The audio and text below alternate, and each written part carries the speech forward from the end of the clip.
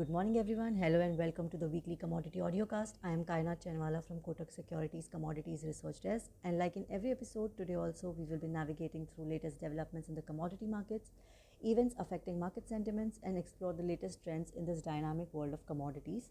So let's get started.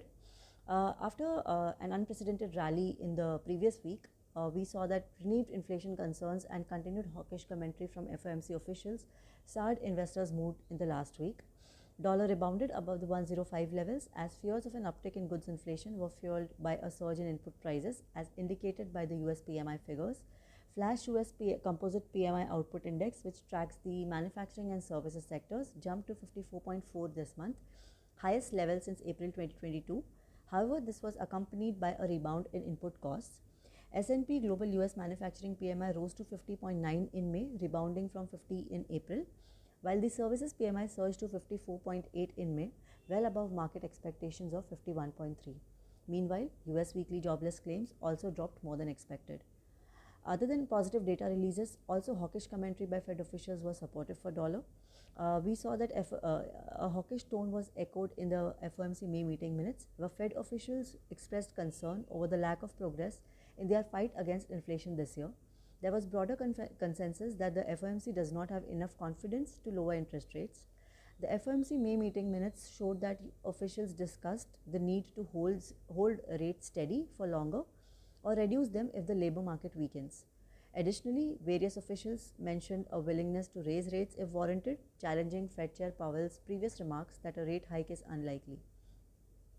Federal Reserve Bank of Atlanta President Raphael Bostic said monetary policy has been less effective in slowing growth than in previous cycles, reinforcing the need to keep rates higher for longer to curb inflation.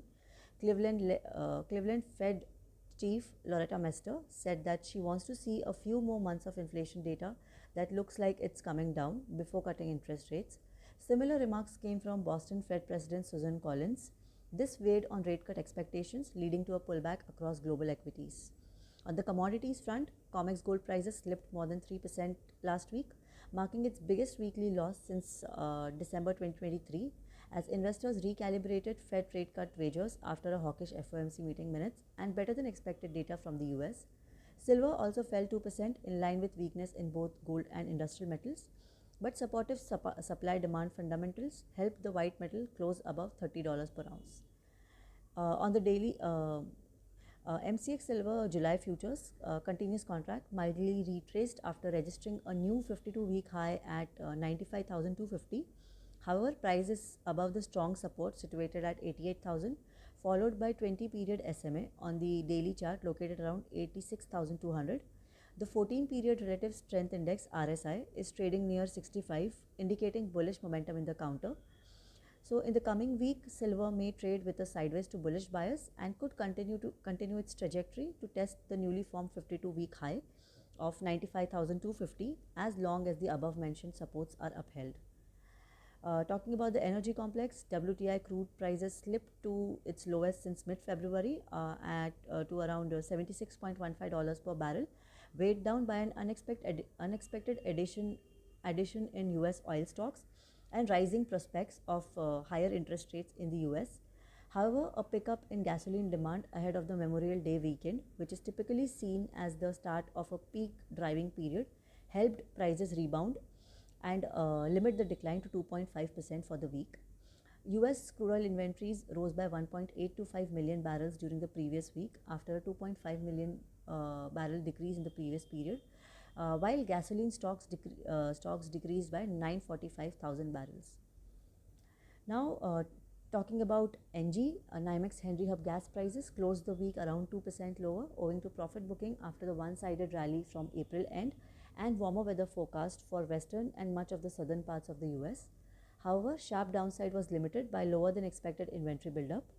EIA inventory report showed that US utilities added 78 BCF of natural gas to storages during the previous week, compared with 5-year average addition of 92 BCF and expectations of 85 BCF. On the daily chart, MCX natural gas June futures, after a bullish rally in May 2024, it formed a the MCX June futures, gas June futures, formed a high wave candlestick on 23rd May 2024, creating caution about the uptrend. The high of the mentioned candle at 263.4 can now pose a strong hurdle for the counter, while 225 is the next strong support. A close below 225 can compel prices to test the threshold of the super trend placed around 220, with a sideways to bearish bias in the coming week. Moving on to base metals closed on a mixed note in the last week, as copper was weighed down by signs of weak demand in China, while aluminium gained steam on supply disruption concerns. Copper had started the week on an optimistic note, hitting an all-time high of $11,104 per ton, extending the rally from the previous week, as China announced sweeping measures to lift up the country's plummeting real estate sector. However, more than 60% of copper rod producers in China have cut or stopped production due to slowing sales, as per MySteel Global. The 28 plants surveyed by the research firm have a combined capacity of 8.94 million tons, or about 30% of country's total fabrication capacity. This, coupled with import premiums at record lows, highlight demand challenges in top consumer China, leading to a strong pullback in copper prices to around $10,200 per ton. On the other hand, LME aluminium jumped to a 2-year high of $2,765.5 per ton, as mining giant Rio Tinto Group declared force majeure on alumina cargoes from its refineries in Queensland, Australia on last Monday, due to shortages of gas to power its operation, fueling supply-demand concerns for the lightweight metal. So now for this week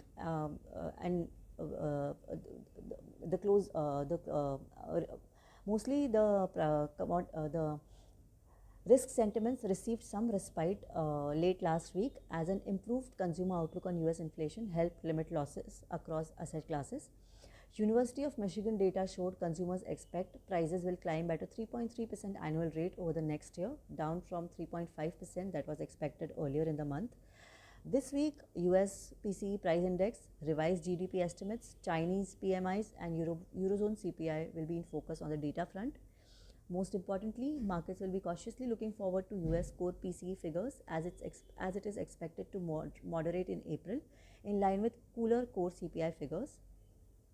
According to the CME FedWatch tool, traders are currently split over whether the Fed may cut rates at its September meeting, with 50-50 odds of status quo and rate cut, marking a significant shift from last week, while only around 1/3 expected the Fed to hold rates steady through the fall's first meeting in September. Considering that swap traders are now pricing in a quarter-point rate cut in December compared with November a day earlier, before the numbers came in, hotter than expected inflation print this week may imply no rate cuts in 2024 and dampen market sentiments further. So for this week, markets may continue to remain jittery as concerns grow over the potential delay in Fed rate cuts and uncertainty lingers regarding the Fed rate outlook. So on that note, we conclude this edition of Commodity Audiocast, and we trust that we've offered you valuable insights. Thank you so much for tuning in today, and we eagerly anticipate your presence with us again next week. Until then, happy trading. Thank you so much.